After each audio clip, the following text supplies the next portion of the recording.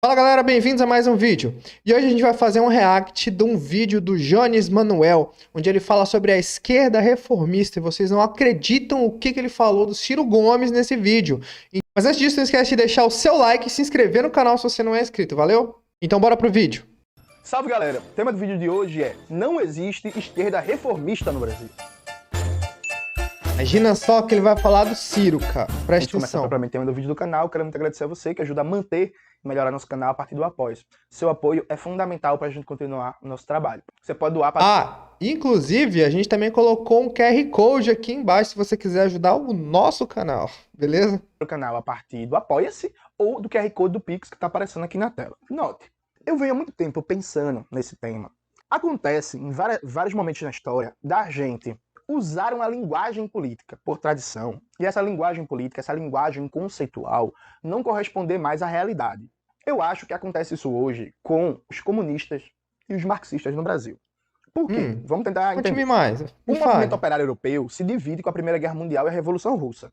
A partir daí surgem duas grandes alas, né? Os bolcheviques, e aí que depois criam o movimento comunistas, e os social-democratas. Os comunistas como força política revolucionária, que quer acabar com o capitalismo, que quer fazer uma revolução socialista, e os social-democratas, que não querem acabar com o capitalismo a partir de uma revolução, mas querem fazer reformas profundas que vão mudar as condições de vida da classe trabalhadora, vão efetivamente fazer diferença na vida das pessoas. Essa é a grande diferença. Os comunistas estão lutando pela superestrutura e os sociais-democratas estão lutando por aquilo que vai fazer a diferença na vida do trabalhador, do povo brasileiro, entendeu? Então, no social-democrata, o cidadão, ele é o fim que ele é almejado. Enquanto no comunismo, o cidadão, ele é o meio. E o fim que ele almeja, na verdade, está lá na superestrutura. Efetivamente, você tinha, grosso modo, três grandes forças políticas. Eram liberais barra conservadores, em alguns países, inclusive, eram os democratas cristãos que cumpriam esse papel, revolucionários, comunistas, que às vezes eram reformistas, mas enfim, comunistas, e os social-democratas barra socialistas. Então, na Itália, por exemplo, isso foi muito clássico. Na Itália você tinha o grande Partido Comunista, o Partido Socialista e a democracia cristã. Sabe assim, bem delimitado. Então, a democracia cristã mais liberal, sem perspectiva de reforma, o Partido Comunista e os socialistas, que defendiam reformas, mudanças e por aí vai. Veja, de 1980 em diante, ou seja, na era do neoliberalismo, essa divisão vai deixando de fazer sentido em vários países. Por que ela vai deixando de fazer sentido? Porque os partidos comunistas vão morrendo, ou então deixando de ser comunistas, ainda que em algumas situações preservem o nome. Os partidos social-democratas se tornam neoliberais. Vamos lembrar a famosa frase da Margaret Thatcher. Ela diz que a maior vitória dela foi fazer os trabalhistas ingleses defenderem o programa neoliberal. Aqui ele tem razão, que é tipo, por exemplo, o PSDB, que deveria ser social-democrata, quando na verdade hoje ele é liberal, né? Democratas e socialistas vão se tornando neoliberais. O Partido Socialista francês é neoliberal até o talo. O Partido Socialista português é neoliberal até o talo. O Partido Socialista brasileiro, da Tabata Amaral e John Campos, é neoliberal até o talo. Então veja, dos anos 80 em diante... E o PT não, né? E o PT não é liberal não, né? Deixa de fazer sentido. Claro que isso acontece de maneira diferenciada de país para país. Então, por exemplo, no Brasil, nos anos 80, essa divisão fazia sentido, ainda que no Brasil, por exemplo, as forças comunistas não fossem reformistas, fossem inclusive liberais. Né? Porque o PCB, o PCdoB e o MR8 nos anos 80 estavam defendendo aliança com o PMDB. E o movimento comunista brasileiro apoiou Moreira Franco, candidato da Rede Globo, candidato de Grupo de Extermínio, candidato da burguesia, contra Darcy Ribeiro na eleição para governador do Rio de Janeiro, por exemplo. Não, isso aconteceu com o Darcy Ribeiro naquele tempo e acontece hoje, como foi, por exemplo, a eleição do Rio de Janeiro. Né? Eles preferem perder a eleição do que apoiar outro candidato que seja viável, porque a batalha é pela hegemonia. E toda a perspectiva deles fortalecer outro campo de esquerda é suicídio. Então eles preferem perder as eleições, ou então colocar um liberal lá no lugar, do que apoiar outro candidato da esquerda que possa tomar o lugar da disputa hegemônica.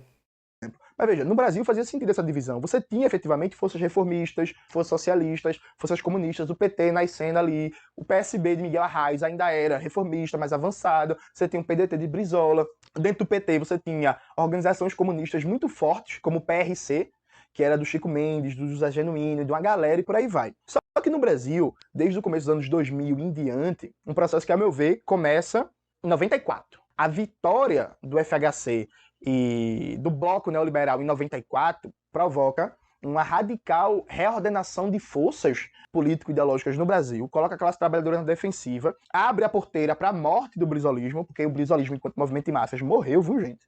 Abre a porteira Morreu. para a morte do brisolismo. Você que é pedetista, brisolista, não sei se o Jonas já te avisou, já organizou teu funeral, você morreu. Para adaptação à direita do PT e para radicalizar a degeneração ideológica do PCdoB e do PSB, que já estava muito avançada. Então, isso se completa nos anos 2000 com a vitória de Lula e a Carta ao Povo Brasileiro, de tal sorte que daí em diante a gente não tem mais forças reformistas no Brasil.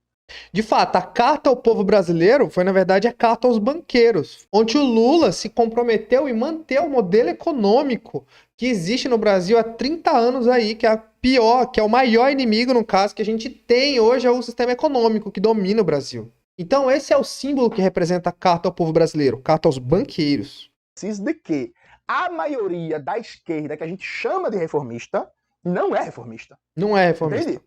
Veja, eu já debati isso no canal. Qual foi a reforma que o Lula fez? Reforma, viu, gente? Tomada de 3 pinos. Ah, essa aí o Ciro sempre fala, Jones. Não é política pública. O governo Lula e Dilma fizeram muita política pública importante.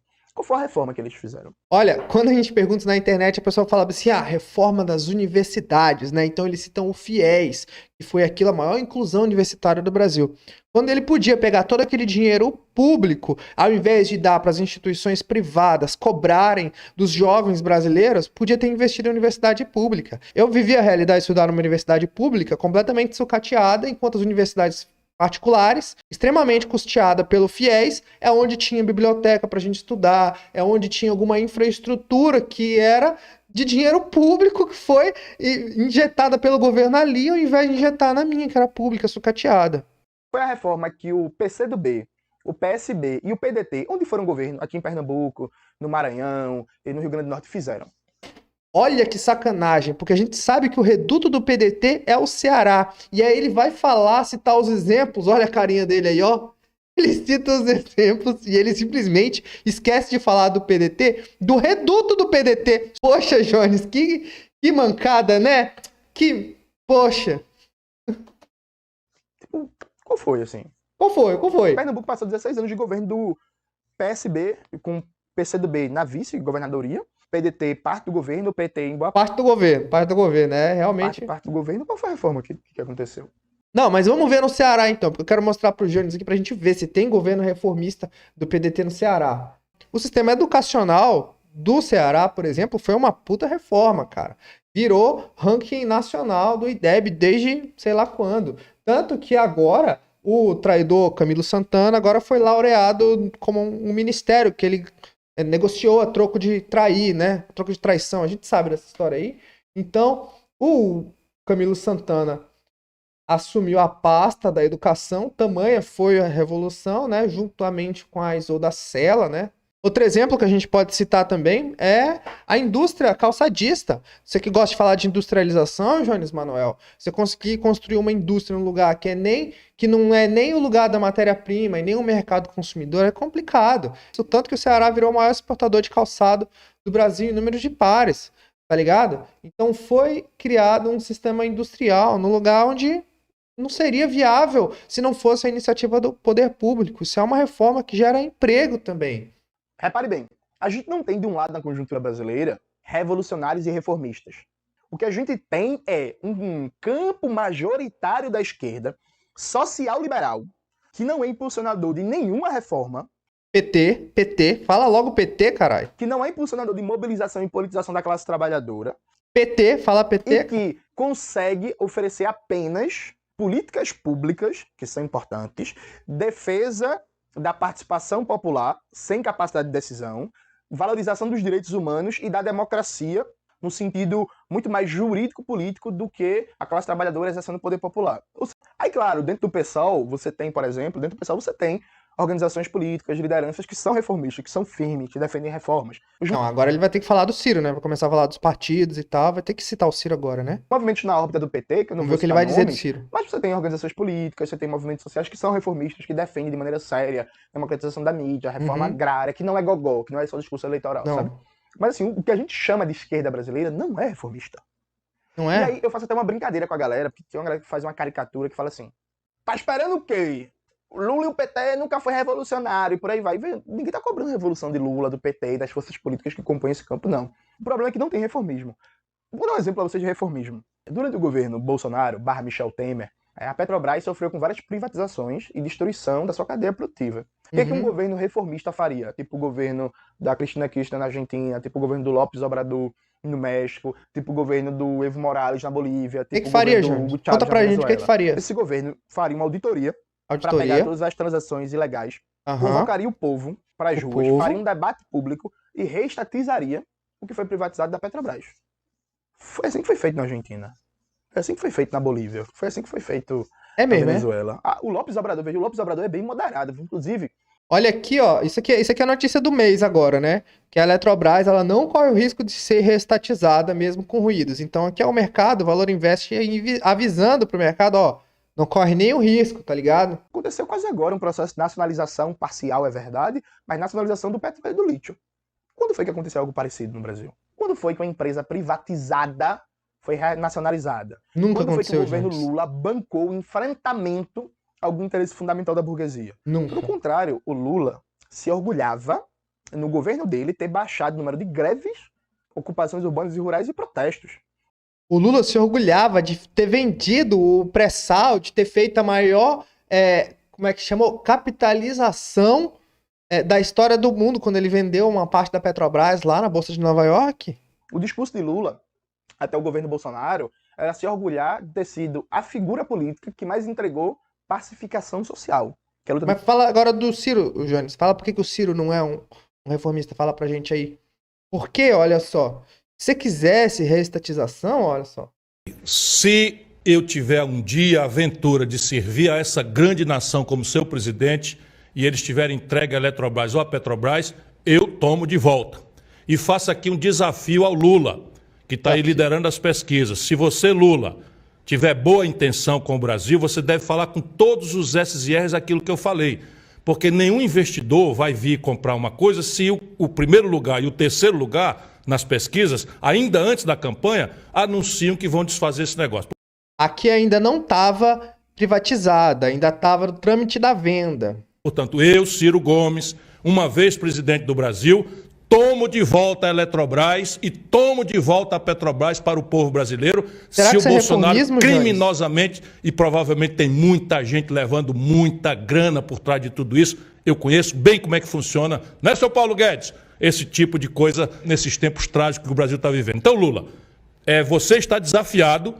Então o que eu quero mostrar pra vocês aqui, ó, é que essa tese do vídeo todinho do Jones de 15 minutos só faz sentido se você ignorar completamente a existência do PDT, de qualquer tipo de realização que ele tenha feito, do Ciro Gomes, né, dessa galera. Por quê? Eu vou mostrar pra vocês aqui o resultado eleitoral. Olha aqui, ó. O Ciro Gomes, tá, beleza, tirou só 3%, foi um desastre, derreteu, não sei o que e tal. Beleza, vamos considerar aqui, ó, pior resultado eleitoral do Ciro Gomes. Quase 3 milhões e 600 mil votos, né? Ficou ali na beiradinha. Mas o cara que tá dizendo que o reformismo não existe, vamos ver aqui, ó, quanto que eles tiraram em votos na última eleição. Se a gente for somar aqui o Léo Péricles, a Sofia Manzano e a Vera do PSTU, eles tiraram 124 mil votos. Ou seja, o Ciro tirou 29 vezes o tanto de voto que os comunistas tiraram. Mas o Jones acha razoável dizer que não existe reformismo do Brasil. Né? Por quê? Isso aí é uma tática que ele está fazendo agora. Você, pedetista, você que faz parte dos 3% aí que resistiu, tem um alvo na sua cabeça agora, né, em que o Jones está mirando. Ele é um pescadorzinho aqui, ó, tentando fisgar vocês pro lado deles, cara, porque eles são minúsculos aqui, ó. Eles aqui, ó, é que de fato praticamente deixaram de existir, agora estão tentando experimentar um hypezinho na mídia com esses canais do Jones e de outros canais aí que também tem agora sobre comunismo. Mas aí, mas é um terraplanismo. O cara, tipo assim, numa cidade de 120 mil habitantes, dizer que a cidade vizinha dele aqui do lado, que tem 3 milhões e 600 mil habitantes, não existe. Você tá ligado que isso aí é no nível terraplanismo político, praticamente, o que ele tá fazendo? Então veja, essa linguagem está equivocada. Não existe uma esquerda majoritária reformista no Brasil. Não existe. As forças... E aqui, veja, aqui é o centro da tese. As forças revolucionárias da esquerda brasileira, que tem um programa revolucionário, elas são minoritárias, correto? Correto. As forças reformistas também. Reformistas e revolucionários são minoritários na esquerda brasileira. O que é majoritário é um campo social-liberal, que fala que defende a classe trabalhadora, que defende políticas públicas, que defende política de combate à fome, que fala que é importante a valorização do salário mínimo, que fala que é importante política social, que diz que é importante política de direitos humanos, que defende o meio ambiente, que diz que racismo é ruim, que machismo é ruim, que LGBTfobia é ruim, que fala em defesa dos povos indígenas, preservação da Amazônia, enfrentamento ao aquecimento global, mas tudo isso sem uma perspectiva de reformas profundas e sem uma perspectiva de mobilização popular para enfrentar os interesses da burguesia. Então, assim, gente, eu já falei isso várias vezes, reformista era o Chávez. Ali era um projeto reformista. Reformista é o projeto na Bolívia, da Revolução Democrático-Cultural, liderado pelo Evo Morales. Reformista era o Brizola dos anos 80. Reformista era o Miguel Arraes, do pré-golpe de 64. Percebe? O que a gente tem hoje no Brasil, majoritariamente, não é reformismo. E aí eu acho que o campo, inclusive, o campo comunista no Brasil, precisa recalibrar a crítica. Porque a gente está criticando os caras por reformista, que na verdade não são piores do que isso.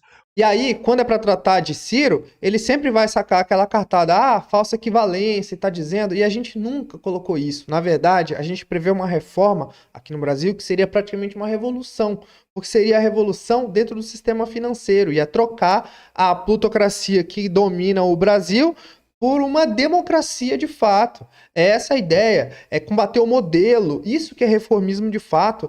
E isso por si só no Brasil hoje já seria praticamente uma revolução, tá ligado? Entender a causa. Por que o Brasil faz 10 anos que não cresce nada? É a primeira vez em 120 anos.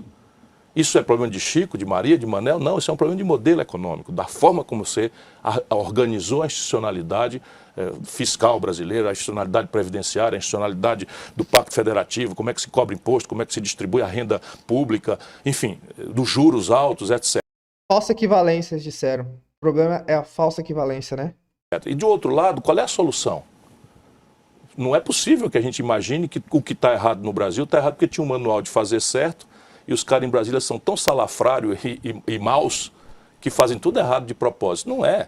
É que o Brasil tem um corte de classe em que 5 pessoas, os dedos de uma mão, acumulam a renda dos 100 milhões de brasileiros mais pobres. E eles dão as cartas. Caminhando para a conclusão. O reformismo, ele é ruim porque ele não resolve os problemas fundamentais da classe trabalhadora, mas ele tem uma vantagem. A luta política é pedagógica para a classe trabalhadora. Então, quando você mobiliza a classe trabalhadora, você sabe como a mobilização termina, mas não tem como saber como ela vai acabar.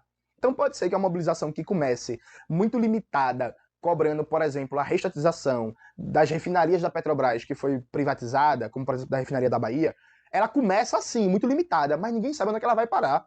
Ela pode parar terminando cobrando a reestatização da Vale, porque a dinâmica do movimento de massas é imprevisível sobre vários aspectos. Tanto você pode ter um movimento de massas que começa progressivo e se degenera e é capturado pela direita, como o junho de 2013, como você pode ter um movimento de massas que começa muito tímido e limitado e se radicaliza. Então, uma força reformista, em alguma dimensão, ela facilita o trabalho dos marxistas.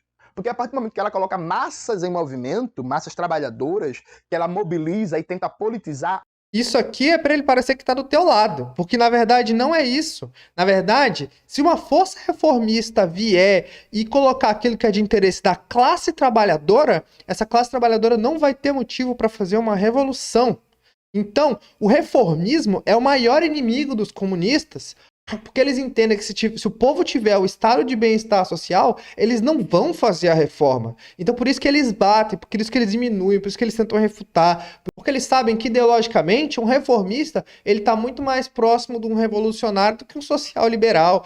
Ainda que de maneira limitada, burocrática e restrita, mas tentou mobilizar e politizar, a disputa de consciência para a radicalidade é facilitada em comparação com o que é o imobilismo do social-liberalismo, que não mobiliza ninguém, só que é acordo de gabinete. Prova disso é que no século XX, de vários movimentos reformistas, surgiu forças revolucionárias. Pense, por exemplo, nos montoneiros que surgiram do peronismo na Argentina. Pense, por exemplo, dos tupamaros no Uruguai. Pense, por exemplo, do brizolismo que surgiu do varguismo no Brasil. A questão aqui é que o Jones coloca a revolução de uma maneira dúbia, nesse aspecto bem aqui. Ele é malandro, tá ligado? Porque revolução significa uma troca do poder.